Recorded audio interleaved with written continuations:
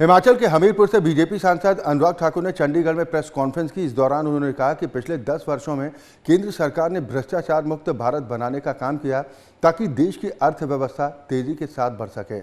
साथ ही उन्होंने कहा कि भारत की अर्थव्यवस्था बढ़ रही है और भारत 10वें नंबर से 5वें पायदान पर आ चुका है और आने वाले समय में भारत दुनिया की तीसरी सबसे बड़ी अर्थव्यवस्था बनने जा रहा है।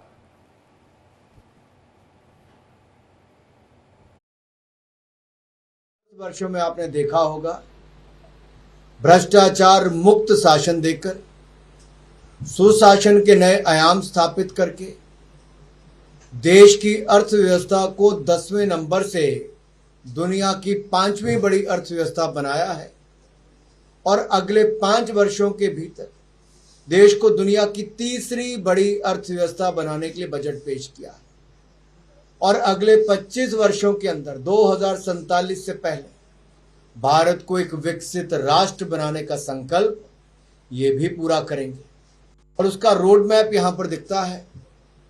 बजट का लोक लुभावना होना यह आवश्यक नहीं, उससे ज्यादा जरूरी यह है कि देश की अर्थव्यवस्था संतुलित और स्वस्थ हो, तभी तो हमारा भारत आगे बढ़ेगा, तभी तो विकसित भारत बनेगा।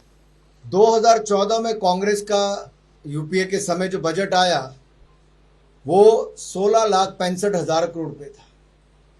आज अगर इसको आप देखेंगे तो 48,21,000 करोड़ रुपए का आउटले।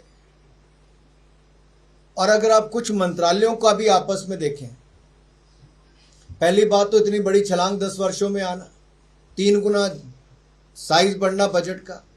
दूसरा, जो कैपेक्स है, कैपिटल एक्सपेंडिचर है, वो भी अगर आप पिछले 3-4 वर्षों में देखेंगे तो कितना बड़ा बदलाव आया। 5 लाख करोड़ से बढ़कर 7.5 लाख करोड़, 7.5 लाख करोड़ से बढ़ के 10 लाख करोड़ और अब 11,11,111 करोड़। ये मात्र 4 वर्षों में इतनी बड़ी छलांग। और जब कैपिटल एक्सपेंडिचर इतना सरकार का होता है तो उससे जहां एक और प्राइवेट सेक्टर का निवेश भी आएगा, रोजगार सृजन होंगे, रोजगार के अवसर बढ़ेंगे, हमारा आधारभूत ढांचा और सुदृढ़ होगा। और जो विकसित भारत के लिए हमें आधारभूत ढांचा चाहिए वो हमारा इंफ्रास्ट्रक्चर इसके माध्यम से मिलेगा। जॉब क्रिएशन तो होगी, डिमांड भी और जनरेट होगी। हमारे जो युवा वर्ग है, दुनिया का सबसे बड़ी युवा आबादी अगर आज भारत में है, तो उनके लिए अच्छी एजुकेशन के लिए न्यू एजुकेशन पॉलिसी लेकर आए, स्किल के लिए अलग मंत्रालय खोला गया। और यही नहीं, एम्प्लॉयमेंट जनरेशन के नए आयाम स्थापित हो और रोजगार के अवसर उत्पन्न हो। तो जहां एक और शिक्षा, कौशल विकास, रोजगार, स्वरोजगार, कारोबार के अवसर बढ़ाए, वहीं इंटर्नशिप के लिए भी पहली बार इतनी बड़ी योजना कोई सरकार लेकर आई है।